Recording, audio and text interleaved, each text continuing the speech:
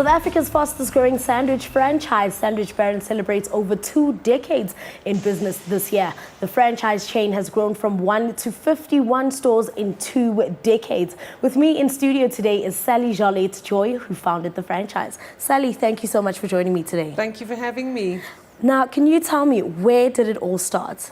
I started in Alberton, of all places. South. I'm also from the South. Are you also from the South? No, so we started with a little store in Alberton, and we've grown to national stores. And how has can you take us through the journey? I mean, from 1 store to 51 store over 2 decades. So basically, when I started, I just wanted a little sandwich shop, and I never had any dreams of franchising or anything. And out the blue, this lady came and said to me, "Can I buy a franchise?" So I was actually sort of quite shaken in my boots, and I went no. Why sandwiches? I'd worked in London for 10 years, and I was a big sandwich eater. Every day I used to buy my sandwiches and take them to work, and I didn't have much money in those days, so I used to treat myself to this really delicious French bread once a month, packed with tuna mayonnaise and crispy salad. And I don't know, I always had that in the back of my mind. So I did have a restaurant, so I sold my restaurant, and I thought, no more food for me. And when the money ran out, I thought sandwiches, South Africa doesn't have sandwiches. Would you say that this is somehow, started some sort of like sandwich culture in South Africa?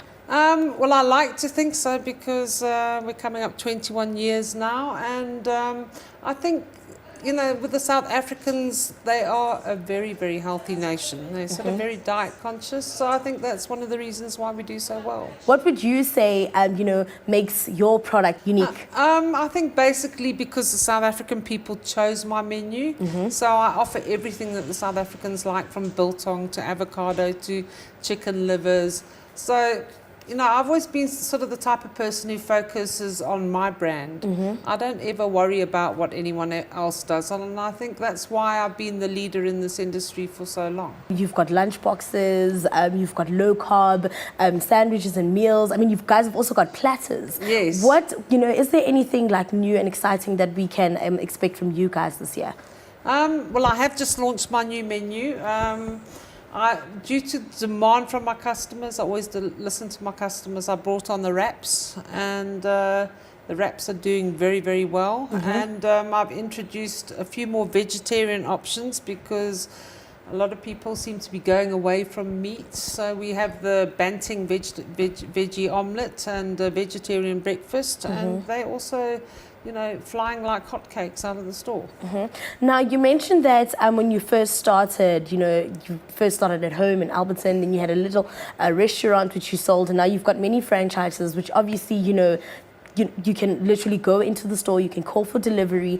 In the beginning, how did you actually get the sandwiches out to the people? Well, when I started, I only started with 5,000 Rand, so I had to buy my first motorbike on my credit card. It was an old beaten up Honda, and basically all the bikes I bought in the beginning, they were all second-hand, so they were always breaking down. So, even me, I've delivered sandwiches on many occasions. Even now, sometimes owning stores myself, my staff might have a crisis and ring me and tell me, "Please come and deliver," which is absolutely ridiculous, but desperate times call for desperate measures. So, the challenge of it has been the delivery and starting with such little capital. And can you tell me a bit more about, being an entrepreneur in the franchise business? Look, franchising is not an easy thing. There's no school to teach you how to be a franchisor. It's something that you have to learn over the years by experience. But I think what helps in franchising is listening to people. Absolutely. When your franchisees are not happy about something, you have to listen to see what the problem is and sort it out. And obviously, you've got to realize that these people have invested in your brand, so you have to look after them. You have a duty to look after them.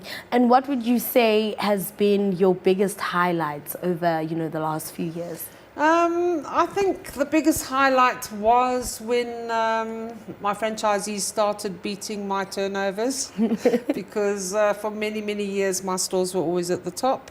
But when my franchisees started to overtake me and they all started reaching the big turnovers, then I knew that we had something good.